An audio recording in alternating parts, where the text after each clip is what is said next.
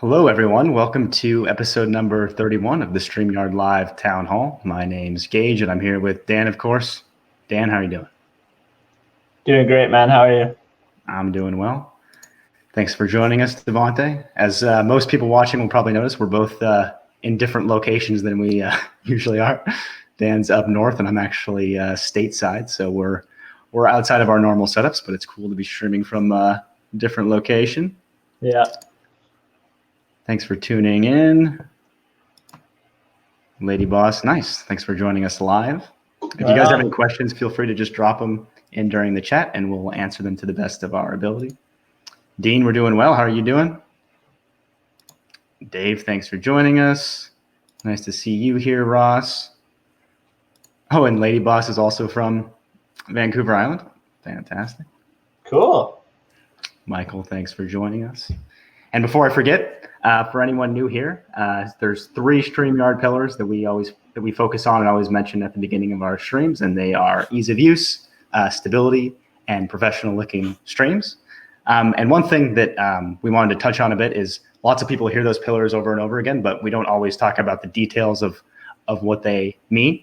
So ease of use is pretty self-explanatory. We just want to make sure that no matter what we add and no matter what features we add to StreamYard, that it's always an easy, fluid experience for someone that's new to live streaming.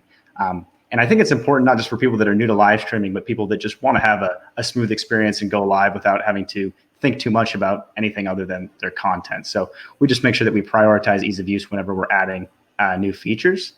And stability involves quite a few more things. So one thing that people don't necessarily know about StreamYard that differentiates it from other tools out there is that we actually have pretty much full control over the whole streaming process. Like there's lots of applications out there that use third-party services to handle their video. And we don't do that because of that pillar, because we believe stability is so important. We want to make sure that everything is fine-tuned to this exact use case and that we can make it the best experience possible for people that are doing group live streams. We don't want to sort of rehash a meeting application platform into a streaming application. We want to customize everything. So stability just means it's the perfect solution we can possibly make, and it's as reliable as we can possibly make it. And the third one, again, is probably pretty self-explanatory. We just want to make sure you look good when you go live. Yeah. And yeah, we've been spending a lot of time on that stability the last couple of weeks. Yes. Big improvements. Absolutely. Like it can always be better, right? It's just, even if you're not having any issues, it's just like, well, if there's any likelihood of there ever being issues, we're always trying to just get rid of that. It's important as we grow too, right? It's like you can, when there's a huge influx of new users, that suddenly those things are very important, that it's designed well and that it's stable. So we've had a lot of influx from a lot of new users from Facebook and then also YouTube. So having that stability and making sure that we can support these random new groups of people coming over is important. But our first announcement that we're really excited about is that you've probably already heard about in the group a bit is LinkedIn Live. So we have a new integration with a new platform, and that platform is LinkedIn Live. There's some important things to note, and that is that you have to actually have access to LinkedIn Live. It's still technically in beta, but they are giving out access to more and more people. So to get the best chance possible of getting access, I would apply directly through their form on LinkedIn, either as a member or as a page, whichever one you'd like access on. And then as a third-party tool, we're actually able to nominate our users to give them a better chance of getting access. So I would apply on LinkedIn and then also just shoot us an email, contact@streamyard.com, and we'll nominate you to make sure they take a close look at your application versus other applications. Yeah, it's super exciting. Like I think live stream makes a lot of sense on LinkedIn. And it's quite similar to Facebook, right? It's just different audience, but the platform itself, it looks similar, feels similar. Professional Facebook, yeah. Yeah. Not that Facebook isn't professional, but. Yeah, it's like the next level. I do hope they promote it hard. Like Facebook's obviously been pushing live streams pretty hard for a while now. Yeah. I imagine LinkedIn will do the same. I hope so. I've heard that it's great for B2B type business as well. Like as far as I don't remember the exact stat, but as far as lead generation goes, like people that are using different social media platforms generally get the most like actual sales leads from LinkedIn. Like there's a high intent to actually purchase and make partnerships on LinkedIn. Cool. Yeah. No, that's really, and just to be clear, I guess one thing when we say, I mean, I think Gage hit this pretty well, but just to add to it, when you apply, we don't mean you have to apply on StreamYard. Like there's nothing on our end you need to apply for. It's just on LinkedIn you need to apply. So the easiest way to find the application form is just try to connect to LinkedIn on StreamYard, and we just have, you know, a little warning like, hey, you're not gonna be able to go live unless you've actually got access. Here's a link to apply, and then, like you said, send us an email. Absolutely. All right, I've gotten a bit behind on the comments. Let me make sure I'm not missing any important questions. Yes, thanks, Ross. Yeah, make sure you guys, Ross actually has access to LinkedIn Live, so be sure to check out his live streams that he's doing on LinkedIn. Richard, thanks for joining us. Lady Boss says, I just got my LinkedIn account set up. Should I wait until I get more content out there? I'm not an expert. I think they look closely at what you're already doing, right? So when you do the application, there's a field for linking your existing live streams. So I don't think you necessarily need to get I'm sure it helps. So if you can start putting content on LinkedIn, I probably would. But I don't know that I'd necessarily wait to apply. I'd probably just try to make a good application and then link them to the stuff you're already doing. And then, yeah, also shoot us an email. Thanks for joining us, 3D Printing Llama. Barb says, if you're selling to bigger end of small businesses and up, LinkedIn is #1. Very cool. Yeah. Yeah, that's totally true, right? For certain audiences, LinkedIn makes no sense at all. But for a lot of people, it's an awesome platform. So this is just such a good way to hit people. And especially if you can get early, right? Like you can be one of the people that gets early access. Yeah, it's a big deal. Like if you think about, if you look at other platforms, like you think about if you had started right when Facebook was released or started right when YouTube's a long time ago, but if you had started right when YouTube was released or something like Twitch, you can get a pretty big leg up by establishing your presence there early on and sort of making a name for yourself on the platform. So if you're looking to make a name on LinkedIn, you definitely probably want to try to start early. Thanks, Inner Beauty. That's kind of you to say. And the last question, you were on it for a sec. 1080p in the future. Oh, my mistake. Yes. So Drew, it's not coming in the next probably 4 to 8 weeks, but it's certainly something that is in our plans to add eventually. I don't know. It would probably be on the premium tiers of StreamYard, but at some point there will be 1080p. Yeah, it's one of the things we just want to make sure we do very, very well to make sure the quality actually is, up to par. Yeah. Sorry, go ahead. Oh, that's all I was going to say. Yeah, make sure the quality is up to par. And then there is also the fact that most Facebook Live streams can't actually, like Facebook only allows 1080p for, I think, like their partners and certain businesses to actually stream in 1080p. That is changing though. I know that they're rolling it out to more people. So once everyone has access to 1080p, it will definitely jump in priority for us. But we still understand that it's very important to some people, so we will add it eventually. But yeah, a lot of people watch on mobile as well, and there's not too much of an advantage of watching at 720 versus 1080 on a mobile phone. Yeah. Ross says LinkedIn is much more of a social network than it used to be. Absolutely. Okay, one thing we wanted to touch on, just because there's lots of new users now. It's been a while since we talked about it, and I'm always surprised how many people ask about it. I think we need to do a better job displaying it on the StreamYard site probably. But for anyone that's unfamiliar with it, we do have a referral program. So if you're looking to basically get free StreamYard credit and refer friends to StreamYard, everyone that signs up for StreamYard gets a custom referral link. And you can find that if you just on your StreamYard dashboard, go to the top right, you'll see it in the drop down, something that says referrals, and that's how you can access that link. And it's nice and simple. If someone signs up using that link, they'll get a $10 credit if they ever decide to upgrade. And if they upgrade, you'll get a free month of StreamYard. So it's sort of a win-win for everyone.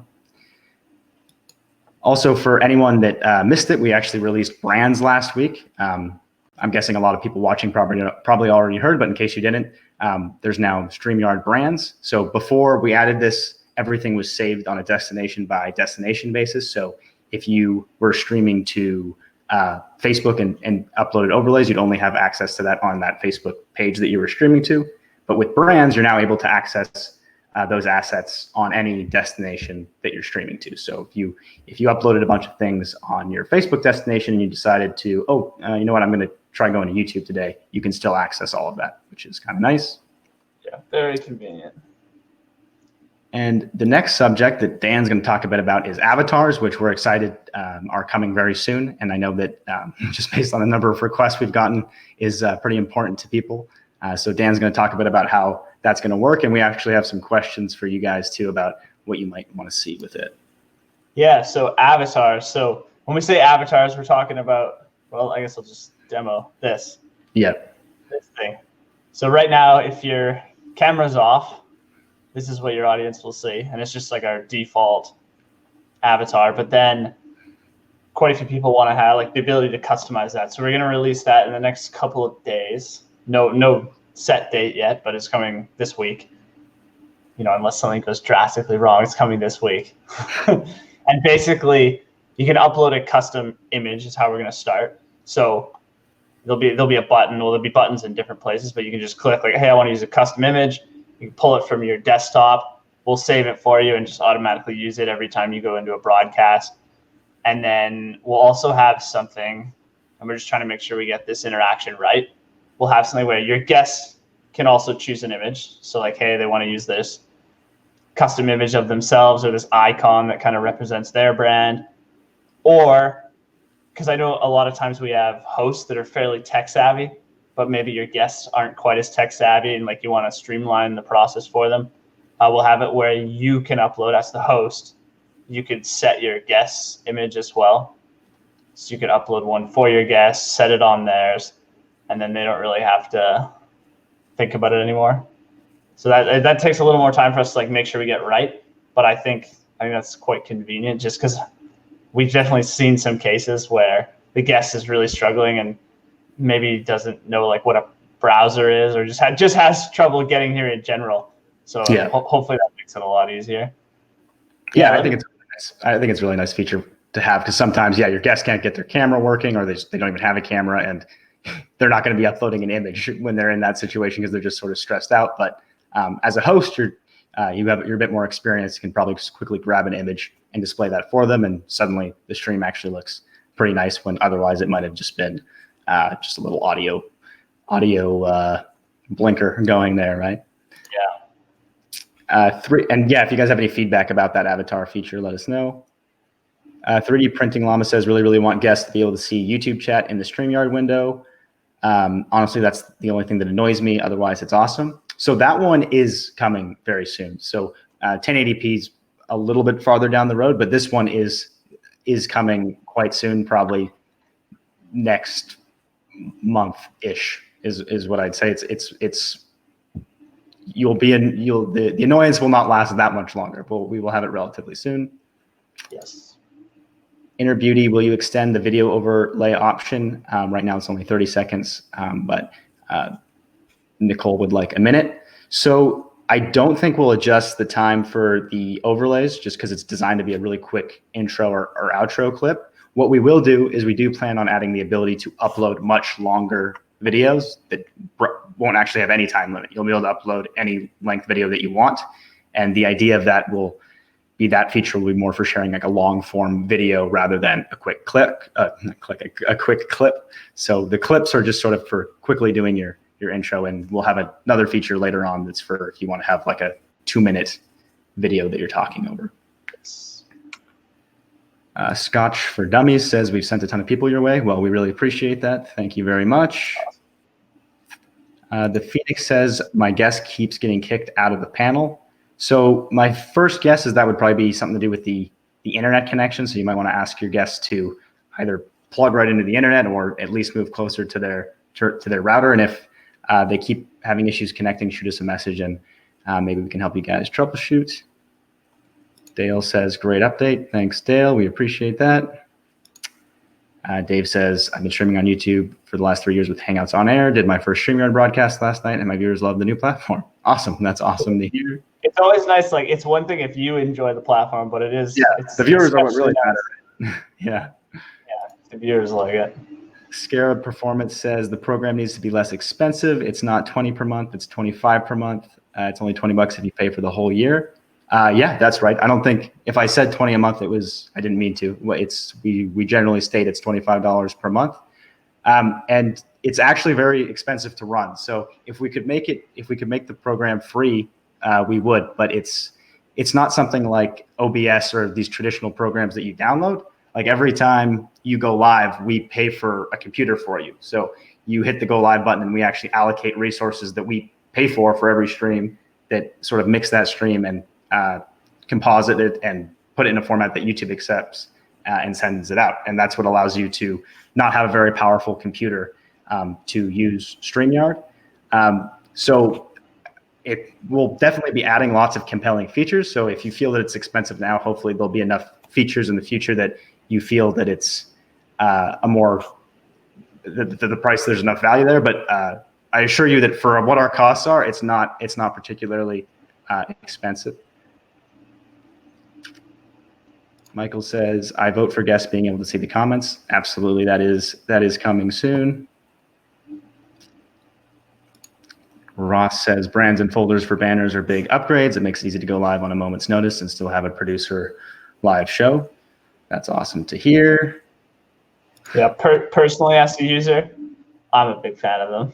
Like, yeah, as a user of our own product, as the person hosting it as well.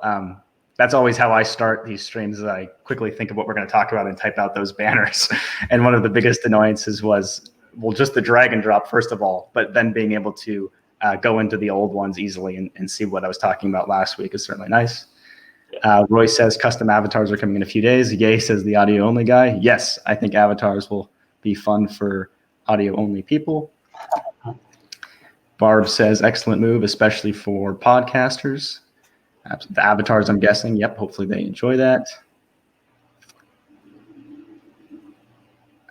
What else do we have here?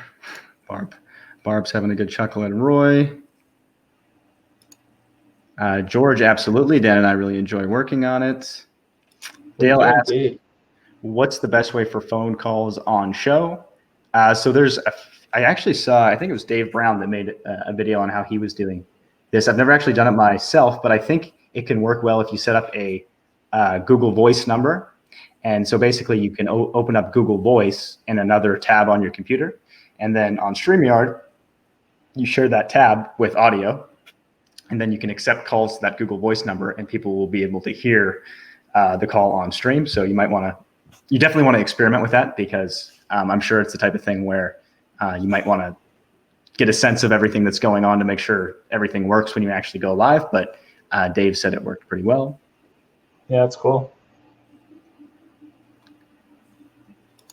Ross says, I can't find you guys on the desktop version of YouTube on the channel. Got a notification on my phone and can watch there. Yeah, I need to look at our event settings. I think we might have something set with the, I think if on YouTube, if you don't manually set your events to always give out the notification, that it might not appear till after the fact. So I'll make sure I take a look at that. Barb says, my birthday is in September, 1080, please. September is realistic. So we might be able to make your birthday. That's pretty funny. Michael says, I would like a co-host and be a chat wrangler and have the chat pinned to the top. Yep, that definitely, I could see some utility there of being able to have someone organize the comments for you while you're going live, so you can just sort of focus on streaming while someone else is managing the chat for you. I don't know when we'll add that, but I definitely understand how it could be useful. What else do we have here? I guess let me check back to make sure we're not missing any topics. Oh yeah, I wanted to announce, just because it's starting to get close to 6:30, we've got some new StreamYard shows that we're really excited about. So the first one is, more details will be coming soon, but I just wanted to give people that were watching the town halls early announcement that Ross Brand is going to start doing some StreamYard shows on LinkedIn that we're really excited about. So make sure you follow him on LinkedIn and maybe follow StreamYard on LinkedIn so you don't miss the announcements of when that starts. And we also have Rob Velasabas doing streams in the StreamYard community, which we're excited about and are a lot of fun. Those happen on Tuesdays. So if you're interested in being featured on one of those shows, make sure you reach out to Rob Velasabas. Very cool. Yeah, absolutely. And I think that's most of our topics. So there's lots of questions that are already coming in. So I'll get back to those. But yeah, if you guys have anything you want to ask, now is the time. Dave, yes, I purchased the Stream Deck and testing out the Stream Deck. I'm not sure when the actual integration will happen, but it's certainly possible and something that we will do. We might start with something like hotkeys first. I'm not sure yet. Yeah, that would be my initial guess. We'll see. Dust Knight says, thank you for continuing to make this platform better and better. I'm in for the long haul. That's awesome to hear. We're in for the long haul as well. Kingpen Comics asks, will there be integration to do IG Live? I guess that may be more challenging. So it's not really more challenging. It's just that this word might not be too meaningful to people, but Facebook and YouTube and Periscope, all these, and LinkedIn, all these platforms have something called an API, which allows tools to integrate with them. And Instagram doesn't yet have this thing that's called an API that allows us to send streams to Instagram. So Instagram, all the streams you see on Instagram are done natively on Instagram. So that's sort of a decision that Instagram has made so far. I've heard rumors. I mean, they're just rumors, so I have no idea how much truth there is to them, but I've heard rumors that might change sometime this year. So we're hopeful that will change. And if it does, we love Instagram. So if that changes and they open up the API, you'll certainly see an integration between StreamYard and Instagram if that happens, but it has not happened yet. And there have been cases where like a platform will support it for a while and then it might like casually disappear or something. And usually that's just because like it's physically possible to use Instagram now, but you kind of have to like hack around it. And like Instagram does not support that. Yeah, I guess that's a good point to raise too, is if you Google it, you might see some ways to go to Instagram.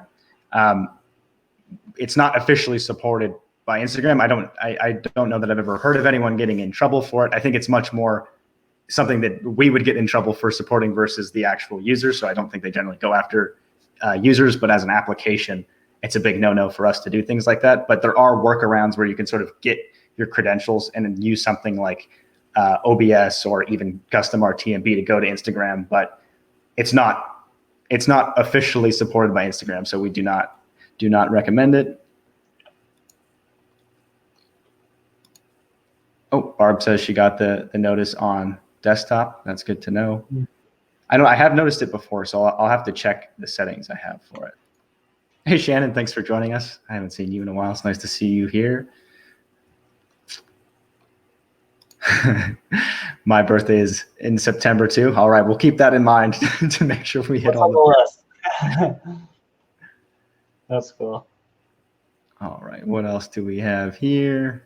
Dale calls hosting the stream, driving the bus. Absolutely. Dust Mice asks about extending the guest count.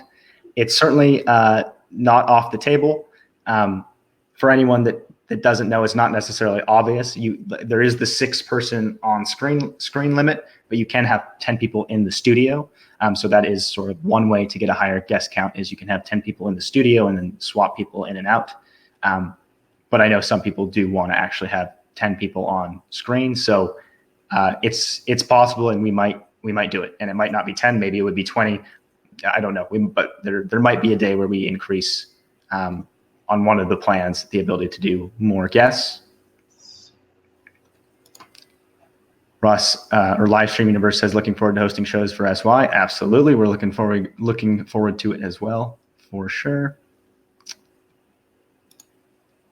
Oh, this is a good point, Manny. If the guest is doing something extra while streaming, i.e. rendering a video, will that affect the sync of video/audio on the guest side? Something like that happened during my weekly live stream. Yes, that's a very good point, and something that I often don't mention is that if your computer is, in layman's terms, sort of stressed out or doing lots of things, or rendering a video is a great example of something that would be very hard on a computer. That can affect all kinds of things, and especially video and audio sync, because basically what happens is the brains of your computer is working really hard. So it's hard for it to sort of keep track of the time effectively, and things get out of sync. So that's a very good point, and something that you definitely want to avoid while you're live streaming. StreamYard is not very resource intensive, but if you want to make sure you have the best experience possible and your guests have the best experience possible, you probably want to ask them to close out of any other programs that they have running and just have the StreamYard tab open. And that's generally the best way to set yourself up for a good experience.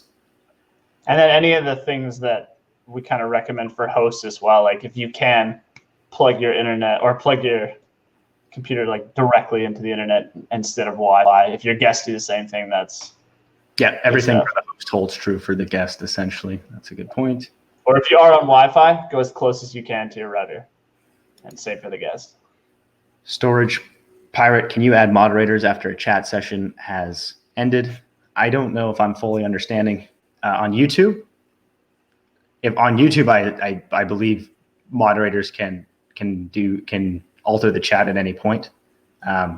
If you're talking about StreamYard, there's not really moderators in the StreamYard chat at this time. 3D Printing Llama would like to be able to auto time chat display. So if I click on a chat item, it'll pop up on screen, but auto disappear after time, so we don't have to re-click it to make it go away. Yeah, that's an interesting point. I definitely know what you mean, because sometimes, especially if you have a lot of chat comments and you have one pulled up and you sort of scroll past it, it's sometimes hard to find on the way back. We're adding a few other changes to make that easier in general, but so hopefully that might address what you're talking about in sort of a peripheral way, but we'll think about that absolutely. One thing that I know some people have asked for that I think that's something that we might add at some point is the ability to just sort of show all of the chat on screen as an option. So instead of clicking the chat, it just sort of scrolls on the feed itself. It's something we might consider in the future. Interesting. Yeah, I don't think I've heard that before. Like an auto display. That's a good idea. I think the hardest part would be the length of comments difference. But I get it. Like, it's nice to not have to click them. Yeah. Like if you're talking about something for a while, it just keeps disappearing. Like, 1 sec, let me. Yeah. Dave, absolutely. We enjoy doing it, and we appreciate you. We appreciate our users. Absolutely, no problem. George says, surprised Instagram doesn't have an API since it's owned by Facebook. Yeah, it is owned by Facebook, so you'd think that maybe they would have some sort of API. We do hope it's coming, so we'll see what happens. So, and also one thing, they do have an API. They just don't have a live video API.